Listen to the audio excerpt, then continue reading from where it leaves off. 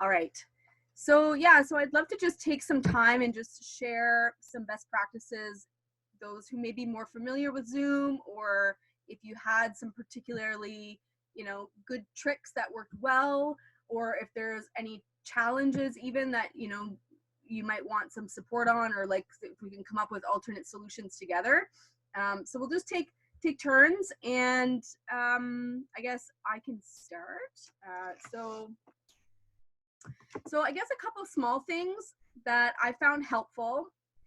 Whoever the Toastmaster is, the Toastmaster really needs to be focused on running the meeting, right? And so what worked well for us is we had the Sergeant at Arms.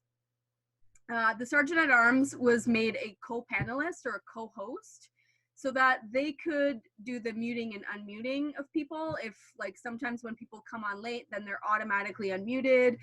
And let's face it, we're all working in a home environment, so there will be distractions and there will be other noises from time to time. But it can be, and I was the Toastmaster for our meeting too, it can be distracting if you're trying to have to mute and unmute and talk and keep your flow of ideas. So having the Sergeant at Arms as a co-panelist to be able to unmute, to help with the logistics, the technical side of the meeting, I found helpful. And keeping yourself muted unless you're speaking. So you can unmute and mute yourself, and the organizer of the Zoom or of the webinar can unmute and mute people too. So that's my one little tip. And maybe we'll just do round table and just share ideas until we've kind of compiled a good list. And then I wanted to, anything else that's pertinent or timely for now, and then we'll close off. I just wanted to take this opportunity to connect with everybody and make sure we're all still moving along and on the right track. So whoever wants to go, feel free, put your hand, unmute yourself, and yeah.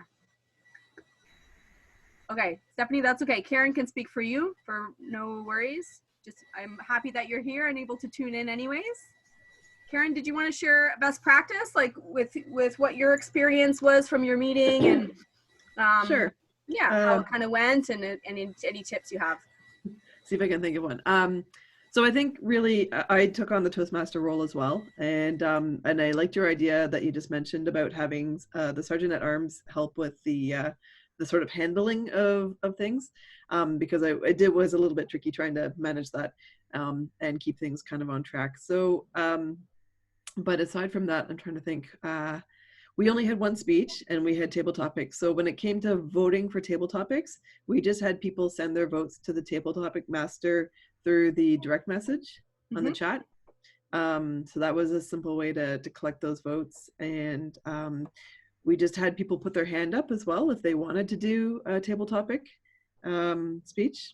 So that way, anybody could identify themselves and we had an idea of how many. Let's see.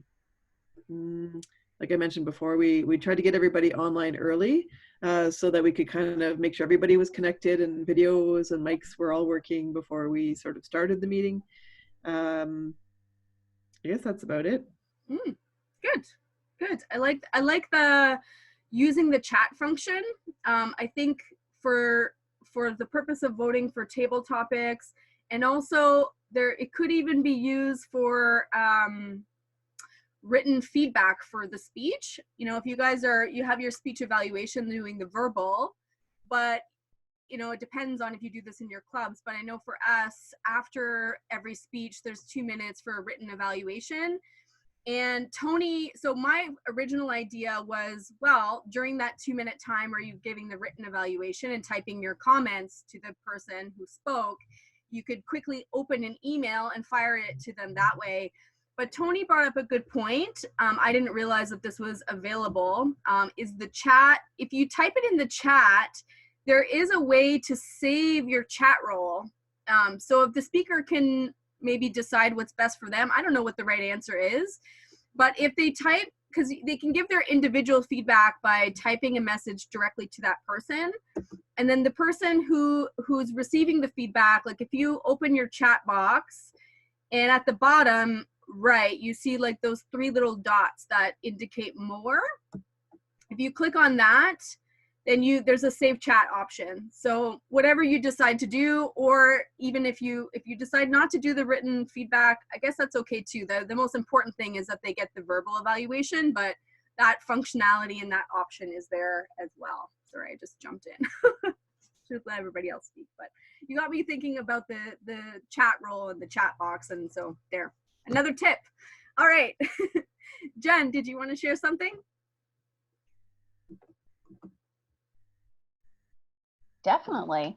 There were a couple of things. I mean, if we're wanting, when we're doing a speech, I was Toastmaster this past week, and we did have a speech. And when people are giving speeches sitting down, it's different than when you're standing. And, you know, we couldn't see any of his, you know, his motion, like any of his gestures or anything. So I do think it's something to consider. I mean, people might want to practice sitting down and doing a speech, but I do think it's something to talk to people about as well. When you're actually, another thing is when you're doing a speech, you tend to look down at the gallery of people, but it makes it look like you're looking down. So reminding people that when they're speaking, they need to actually look at their camera, right? You need to, and it feels weird because, you know, you can't look into the people's eyes. But it's definitely something that we can practice, would be good as well. Well, we already talked about the fact that you can't clap very well. And so that really is just, I love clapping. There's something about it. I am always harassing my club about the clapping. So, but I do think that it's really just the Toastmasters role to make sure that everything's flowing. And so that's where, that's interesting part as well. What else was I gonna say? Me and my ums. What other goodness did we talk about? Because we did a round table at the end instead of having well, to be honest, we didn't have enough people to have a general evaluator on our meeting, but we did a round table. So at least everyone got to talk about what worked well for them and what didn't. Yep. So I think right now, while we're trying this, it's great to give everybody a chance to say, you know, how it worked for them, and definitely is better than just having one person do the evaluation as well. Absolutely. So I think, yeah, and that's a good point in regards to GE, because at first I was like, well, you know, the meeting format is so different. It's different now, right? You're not closing a door. You're not like setting up a room. Like there's going to be different parameters of feedback to provide. And I feel like in general, with the way we run our meetings, we just need to be flexible. It's not going to go exactly the same if you forego certain roles and you know, move things around a little bit. That's okay, right? As long, you know, the main thing is that we're meeting and continuing on. But I love the roundtable idea because it gives, like Jen said, it gives everybody a chance to speak. And so everybody's contributing something because we're all learning this new system too. So, hey, what could we do better? Do you have any suggestions? I think is empowering for our members if we're including them in the conversation of like, how can we make it better? Because this is all like uncharted waters, you know, apart from many of us having done video calls before. Toastmasters online in general is a very different experience. So, so I love that. And question about timing. We had cards, but what we found was this wasn't good enough, and we were trying to get it so that it would be the person's entire like thing, like this, because then you can see it better. It was sort of like back here, and what we were finding was, wow, and the colors were, she had just like colored it so it wasn't really dark enough, and we weren't getting it. So I was just wondering if anybody had, we also had like people putting timers. Timers are different. Like I'm not used to seeing a timer, so you know, I much prefer those particular kind. I like color more than I do like a timer, because, you know, a lot more thinking has to go on with a timer.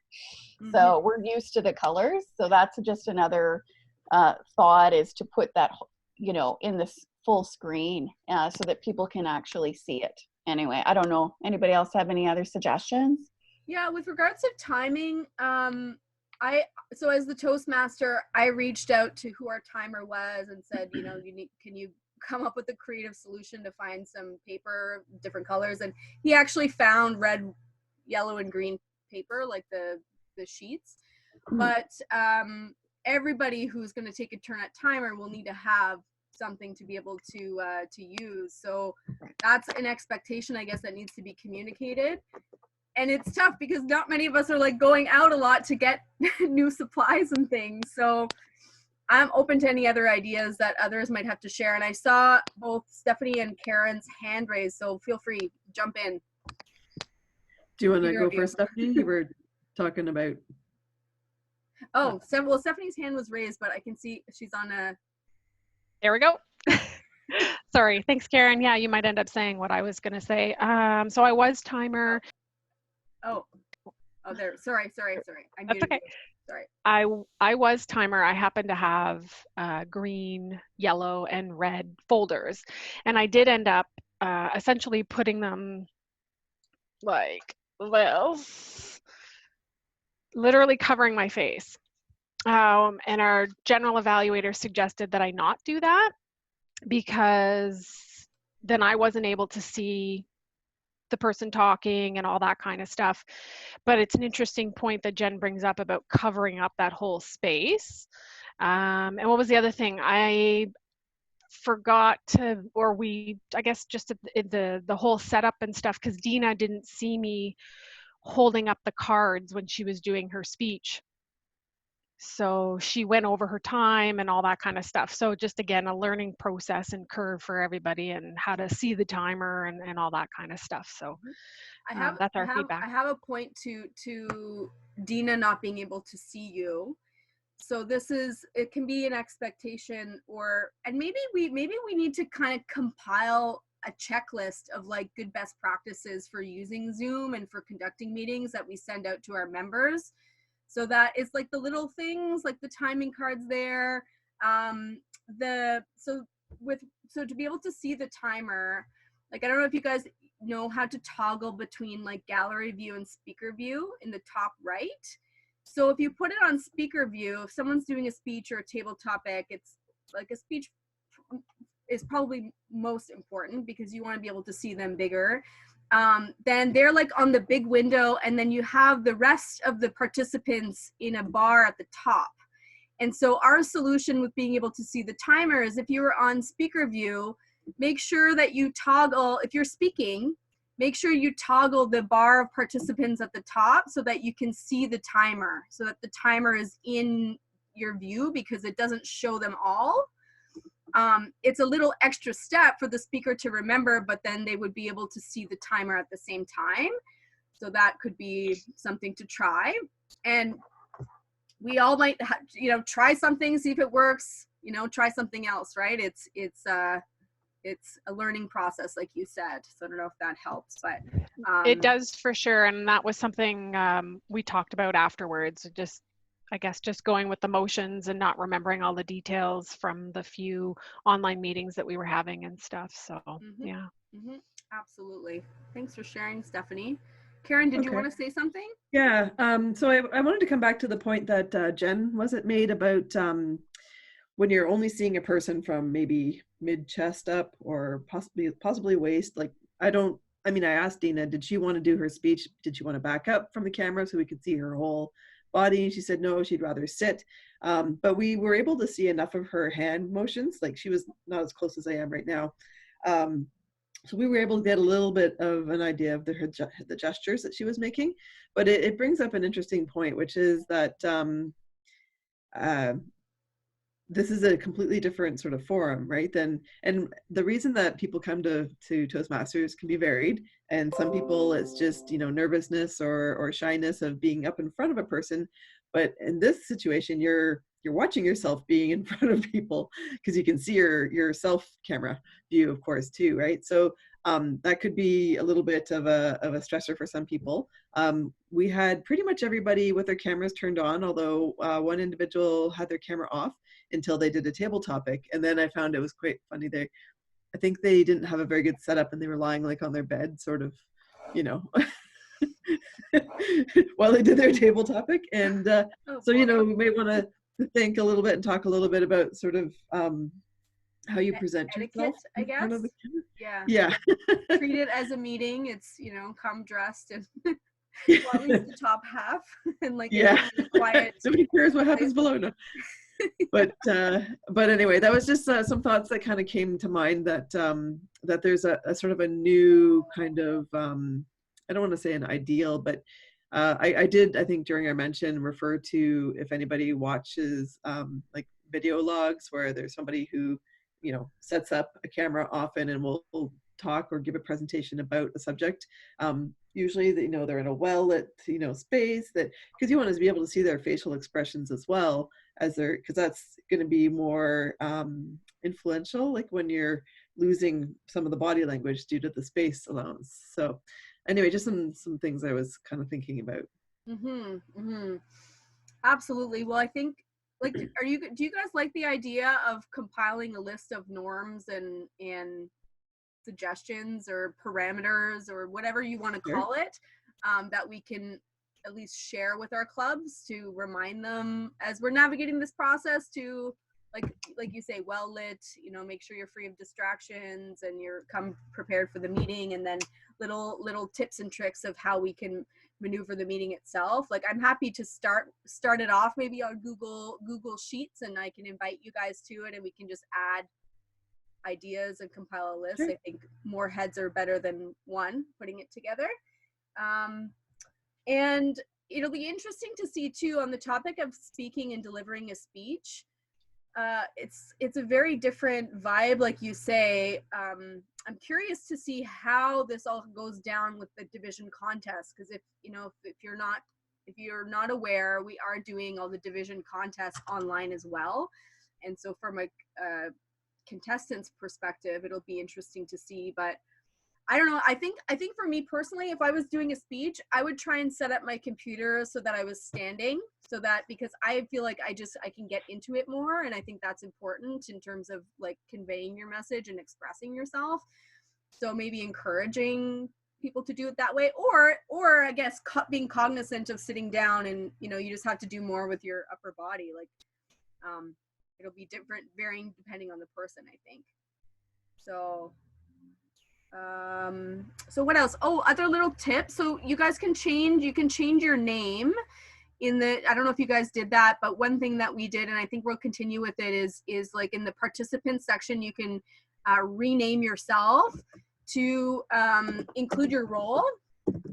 So I'll just change mine right now to show you, so you can actually, now you can see, and yeah, there's a picture of a man, the profile, if you're looking at it. I'm using one of my mentor's accounts. I haven't upgraded my own yet, so that's why. But anyway, so that's another little helpful trick, because then you can see who's what role. Just one extra little thing. And I don't know if there was anything else. I guess a good thing right in the beginning is to do like a sound check, because sometimes people don't see, like, especially if they're new to Zoom, when they're coming online, you have to click to join audio. So just maybe this SAA could handle that or something. Was there anything else that came to mind that you guys want to share or that came up? Anybody? I have a question. Sorry, go ahead, Stephanie.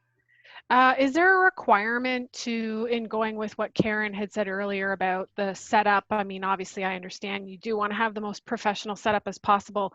Is there a requirement to have the video on at all times? We did have somebody who, and just like I did earlier on, have my video off for a little bit and then I put it back on. So is there a requirement to have that video on at all times? I think you can decide that amongst your clubs. Like, personally, I wouldn't put it as a requirement, because you don't want, if people are new to this process too, it might be weird for them, it might make them uncomfortable, like putting pressure in terms of a hard yes or no. I would just be like encouraging, because this is our chance to to participate together and to see each other and to have this time as we usually normally would in person. I would encourage it, but I wouldn't necessarily have it as a mandatory, like, I mean, because sometimes people, it's like their kids might interrupt them and they have to just deal with that, and they mute themselves and turn their camera off for a little bit. Like, that's, I think we have to be flexible, given that people are working from home and we'll have different things going on. but encouraging them to, if you're coming for the meeting, you're here for this period of time, we'd love to see you participate where you have the opportunity, kind of thing, coming at it more of from an encouraging place. Does that make sense? Yeah, no, totally. I just wanted to at least put that question out there because, like Karen had mentioned about the background of one person in particular. So it just prompted me to just ask whether or not it was required or not. So that's all. I think, you just decide within your club how you want to do it. But I don't think that there's a requirement, yes or no, but being encouraging about it. So I'm just reading the comments or getting back to them. Yes, it is awkward to unmute, clap, and then mute again. I think that could be very disruptive. So like Jen was saying earlier, the Toastmaster leading that, because the Toastmaster is probably going to be unmuted unless someone's doing a speech or something. I kept myself unmuted because I had a quiet place. Then people also would see me turn on their speaker view when I laughed or something. So maybe I should mute myself more often in those situations. But the Toastmaster, I think, leading that clap, and maybe encouraging everybody else to do to clap, but like visually, or like do something so that people can see a reaction in some sort, being loud in terms of like a wave or a thumbs up or whatever. I don't know. You can be creative with that. Have some fun with it, right? But yeah, the unmuting and muting is helpful. Sergeant at Arms co-panel. Yeah, so I think we had addressed that in the beginning. Unmuting and muting, is that what you meant, Stephanie?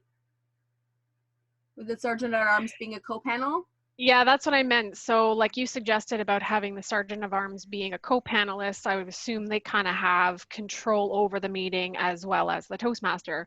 So then that person can mute everybody and then go ahead and unmute or whatever the case may be. Mm-hmm. So help the Toastmaster out. Yeah, support the Toastmaster, because it can be a little awkward sometimes, especially if people come on late, because they're not automatically muted when they come in late usually. I think there is a setting that you can have, but we don't necessarily need to keep people, muted all the time. But I think as people practice this, they'll, learn, okay, mute, unmute, like just get familiar with it. But having the support from the Sergeant at Arms makes a lot of sense. Ruth says, I need better light source and better background. Yeah, it is. Oh, I see you there. Are you in your basement? Do you want to say hello, Ruth? And Drew's online too. I know Drew, part of our executive team, just wanted to come on and listen. You're more than welcome to contribute as well if you want to, Drew. Yeah, Ruth, did you want to share a few words? You have to unmute yourself, I think, yes. Yeah. So I'm brand new to this. I don't do any video stuff. So this is an eye-opener. I actually missed the meeting because I had a visitor come in from out of town by surprise. And I was like, I think maybe a better way of reminders, like, a 1 hour reminder, 30-minute reminder, because then I would have caught maybe that, I was supposed to be doing that and not drinking wine with my friends. So I think that maybe that would be a way too. So yeah, other than that, I'm just really curious how it went, and how comfortable people are in front of the screen, even for those that have never done it. And I can see my background is pretty busy back there, so I might get a backdrop very shortly. But yeah, so I'm actually looking forward to this, because I think being able to see your own face in the screen is like speaking in the mirror to yourself, and you're allowed to make facial expressions much more, in cohort with what you're saying. So I think that can work to your advantage. So, and that old trick about put a stuffed toy on top of your camera spot so you can talk to the, stuffed bear or whatever. So I think there's ways of getting around being shy in front of the camera. It's just a question of doing it. Plus, you'll have to fix your hair and not wearing your pajamas. So well, at least not on the top half. Yeah. I saw a guy playing piano nude from the waist down, and I was like, I don't know, like, really? He's stuck to the bench, probably. Anyway. Ruth's taking it to another level. Yeah, bye. Oh my gosh, Ruth. Well, we missed you yesterday, Ruth, I have to say. So next week, and I like the idea about the reminders, because now it's on, like, you know, in person everyone just knows it's in their calendar to be there at a certain time, but online, yeah, people need extra reminders. So that's a good thing for me. I was a little bit scattered this week. Like, it was like, okay, I knew I had to be there and I was preparing, but I wasn't really thinking of like what everybody else needed to prepare for this change. It was like, oh, well, just show up and figure it out and learn and then keep going, right? But I like the Toastmaster, I feel like, would probably be the best person to, you know, remind them, or the VPE, whichever sort of announces things. But maybe you could decide that in your club. I think for me, the Toastmaster who's running the meeting, it would make sense to send that reminder out. And on that topic, do you guys have, like, you know, so for example, for this call, instead of sending an email, even though it came as an email, I created a calendar event. I put the Zoom link right in there, and then I invited all of you and had in the body of my email, or in the body of the calendar invite, what I wanted to say. And I did that intentionally just to see if and to get feedback from you. Like, was that more helpful to like just click through, okay, yeah, sure, I can make it, and you kind of had everything in one place? Because maybe for your club meetings, it might be something to implement as well. Then it's showing up in their calendar and they have the link and everything that they need. Because most people, if they're using Google Calendar or Outlook, if it's something's in their calendar, it gives them that reminder as well, right? So I don't know, any thoughts on that? Yes, I use my calendar and it worked very well for today, not yesterday. So yeah, there is reminders in there and you can manually put them in yourself. So that worked. Yeah. Good. Thank you. I'm not sure who else was trying to speak at this. I was just saying that calendars are good. One of the things that I've had to do, because I'm used to being reminded by my calendar, even at work, and even, you know, for personal as well. So I really appreciated that.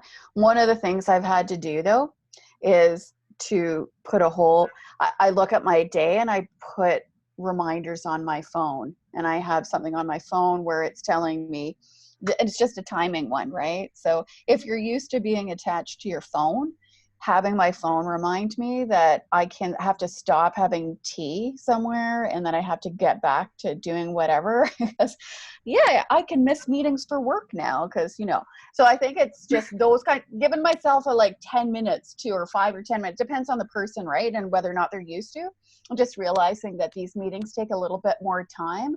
You can't show up at, you know, 12:04 for a 12:05 meeting. I mean, I think just reminding people that it takes a bit more time and things. But my phone has been saving me, so I have several reminders throughout the day. So those will help with the calendar entries as well. Yes, absolutely. Was there anything, I saw your hand raised from before, Jen. Was there anything else on the other things we were talking about that you want to share? That was one. I just you know, that was one. The one Ruth was talking about with the wine, you know, I can see myself getting caught with wine instead of being at my Toastmaster meeting. Your meeting's at noon too, so that could be dangerous. That's well, this is true. But don't tell work I can drink wine now during work hours. No, I'm just kidding. So yeah, there was something else and I've now totally forgotten it, but I know. The other thing I wanted to mention was, and it's not happening in this particular meeting, it does happen for other people, and it happens to me a lot at work, where people don't have the bandwidth to show their video, and then they end up, you know, you can't hear them, it gets all warbled, and, you know, if anything, I want to be able to hear people.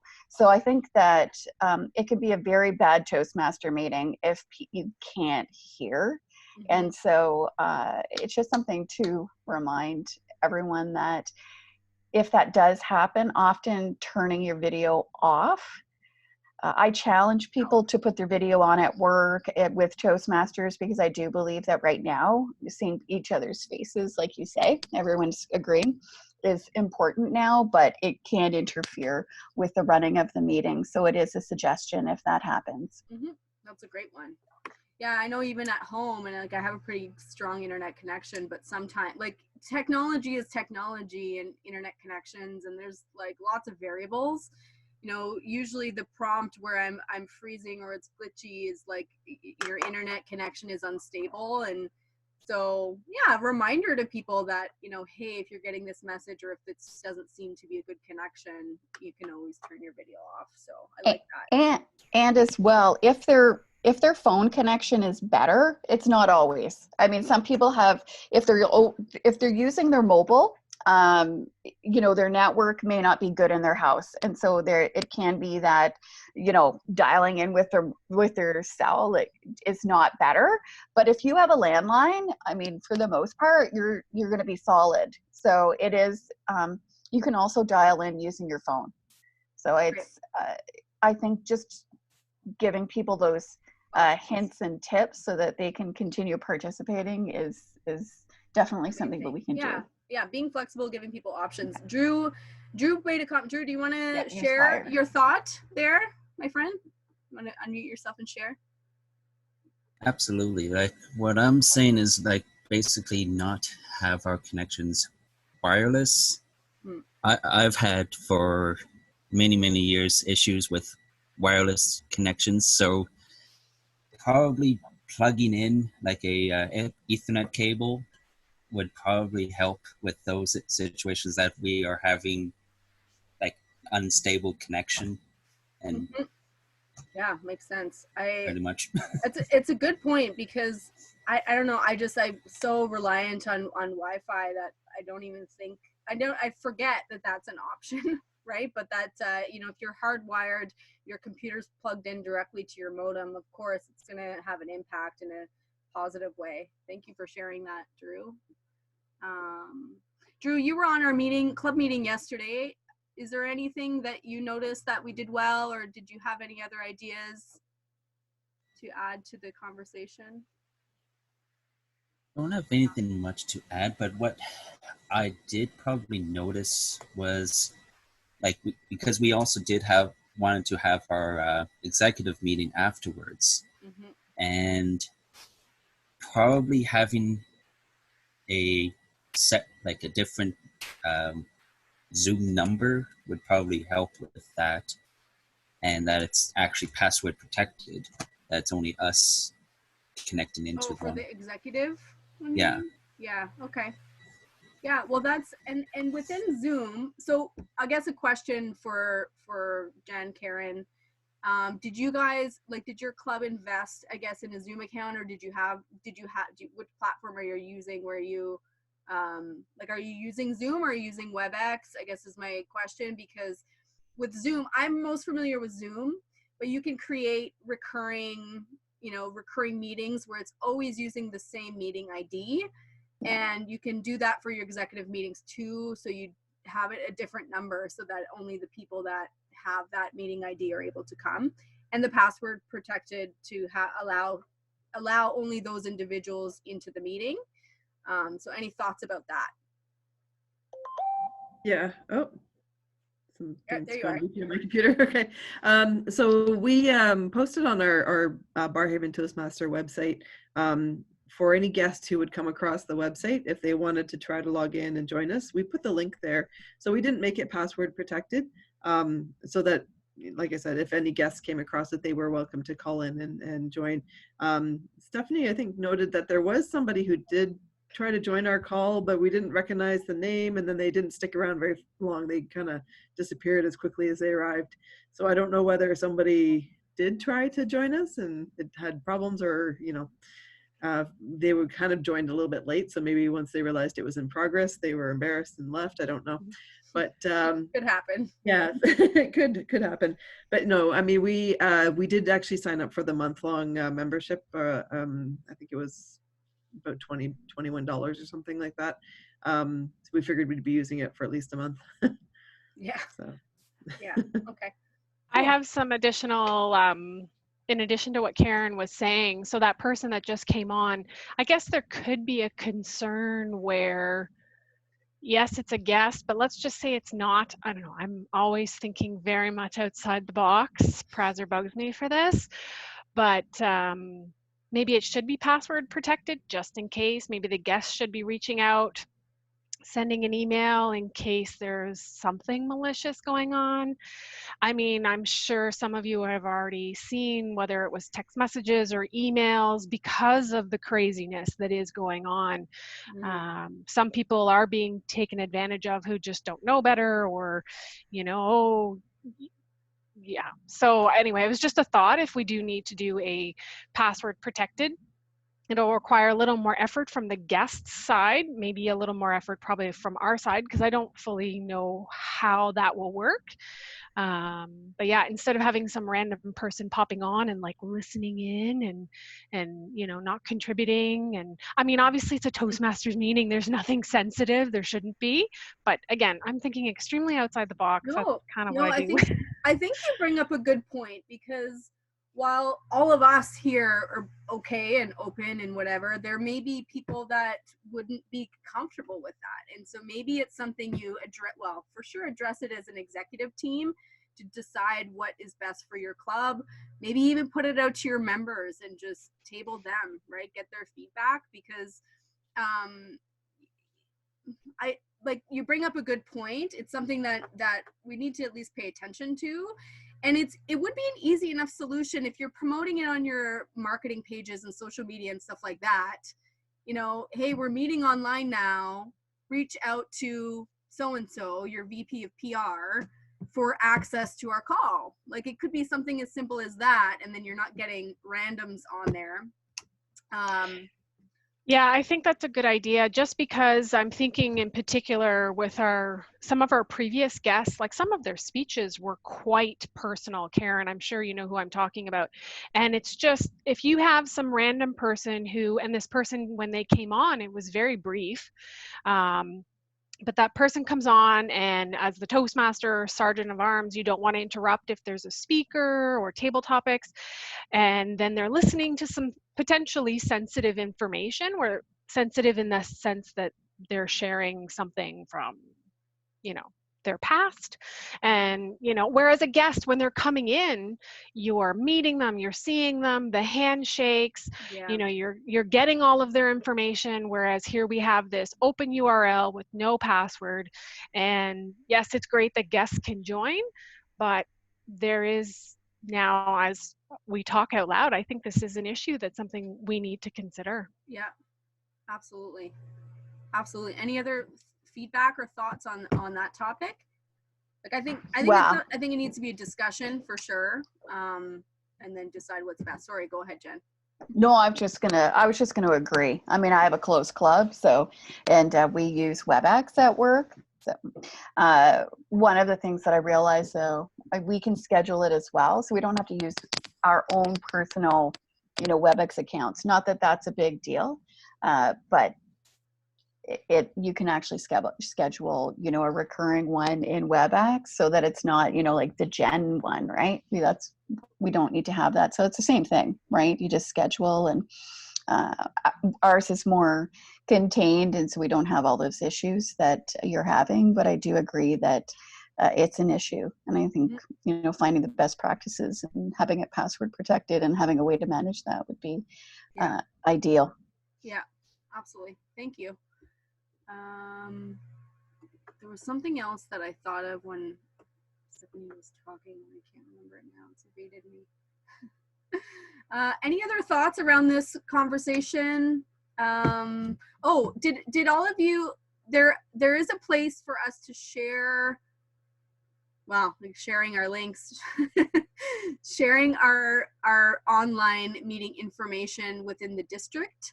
I guess it's totally up to you if you do that. I know for us, like, I hadn't done that yet, because well, number one, I wanted to make sure everybody was okay with that. And secondly, I hadn't set up the recurring appointment yet, where it would be, where I know the link isn't going to change. But, you know, encourage, like, it's again up to you if you want to welcome visitors from other clubs to support in the district. I know there's probably, like, if your club is challenged with filling speaker slots, as an example, this could be a really good opportunity to fill your agenda if ever you're stuck because there may be, you know, other people within the district that might want to do educationals, or like it's easier for people to do that more fluidly rather than having to go at a physical place and time. So looking for the opportunities that we can create with that. So again, up to you if you want to put your online meeting up there on the district so that it's shared within the district. That was one other thing. I'm trying to think if there's anything else. The other, I would love to attend, me personally, I would love to attend one of your upcoming meetings. I probably won't be able to do them all in the same week. Let's just be realistic with myself, but I'll be reaching out to you guys to attend. And then the other thing with that is I, as area director, I do need to complete that second round of club visit reports. So I'm not really sure how that is gonna, like, you know, this is all still very new. I don't know if there's gonna be, I think it's the end of May is my deadline. So I'm not in a super rush to do that because I want to give you guys the chance to kind of get settled and get things kind of rolling with this new system. But I would love to pop in and just see how things are going, contribute if any way. Like if there's anything you can think of that where I could add value in terms of a topic or something to share specifically that your club needs, let me know. And yeah, so we'll set that up. Any other questions or comments or challenges or anything relating to this discussion that you want to share? The floor is yours. No? You guys are all good? Just looking at my notes here.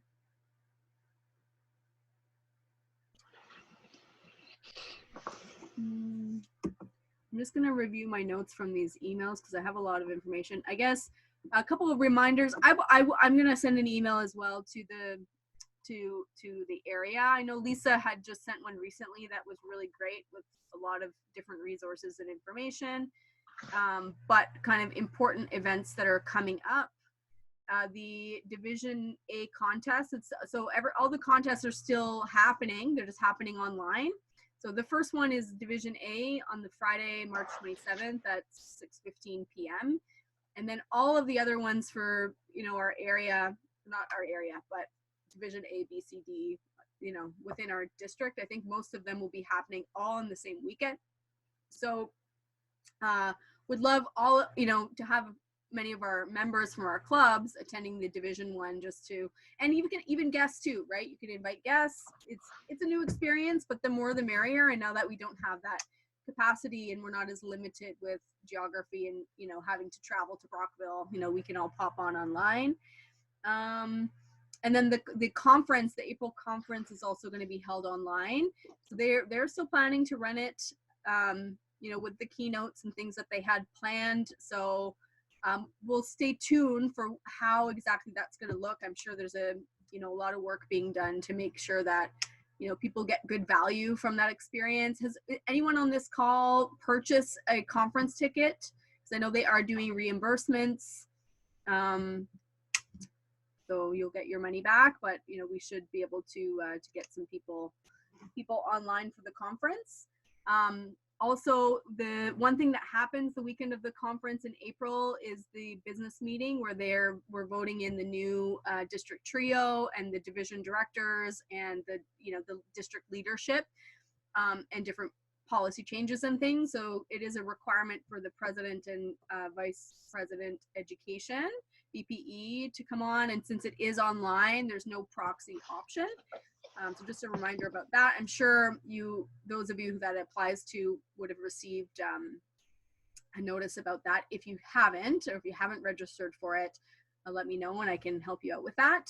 Can I just ask a question about that? Hmm? Sorry.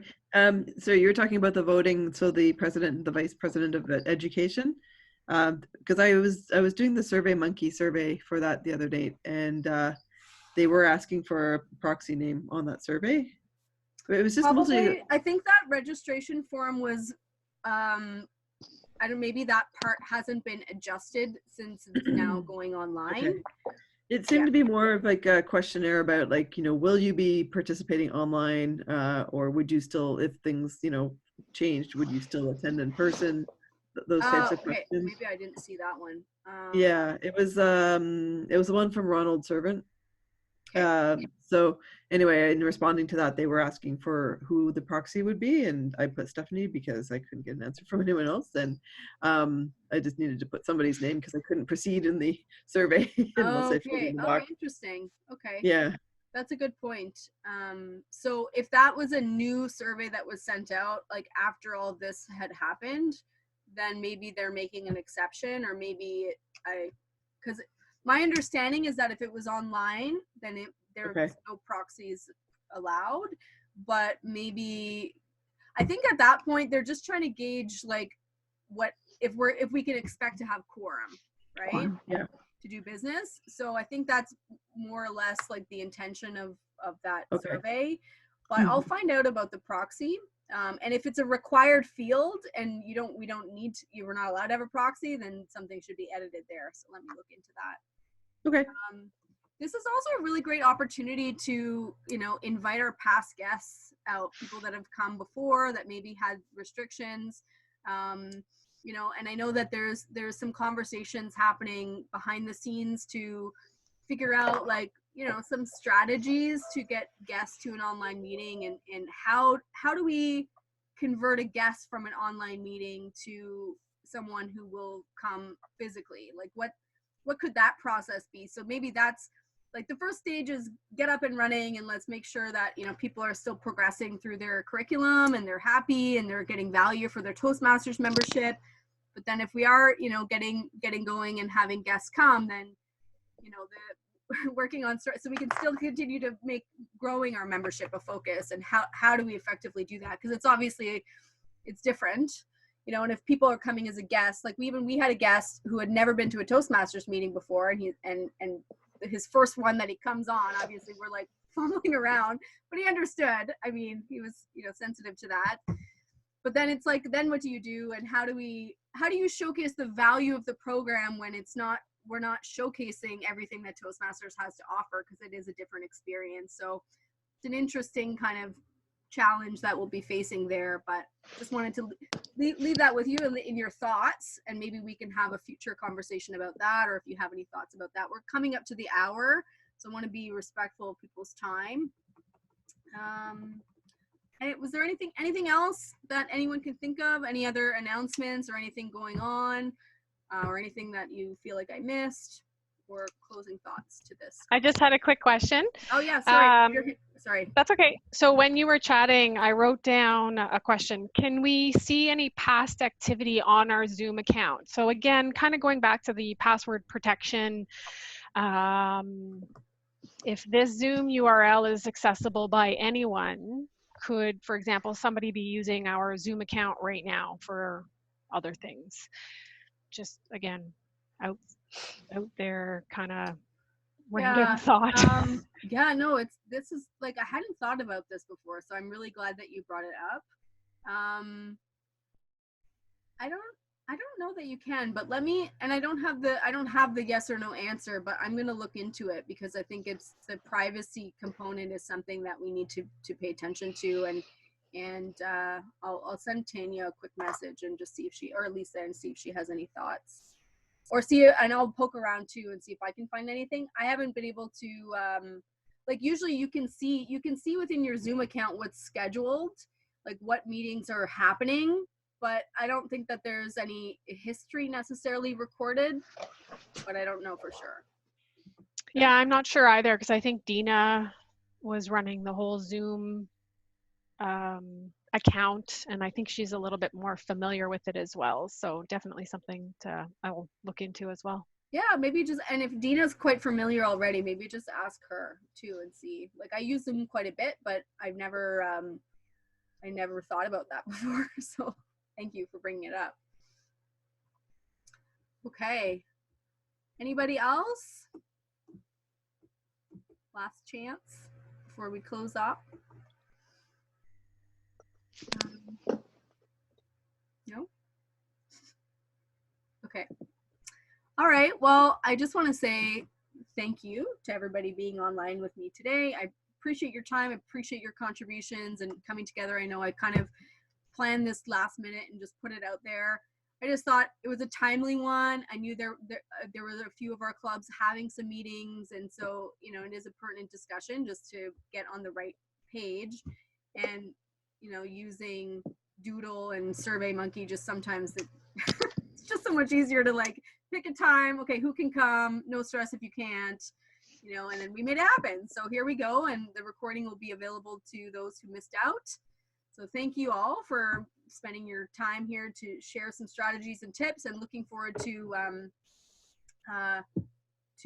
continuing on strong and sharing ideas. If you have any other questions or need support in any other way, as you know, I am here for you. So have a good day. Happy Friday. Thank you, And Steph. stay safe, Thank everyone. you. Thank Bye, you. everyone. Have a great weekend. Stay healthy. Thanks. Bye.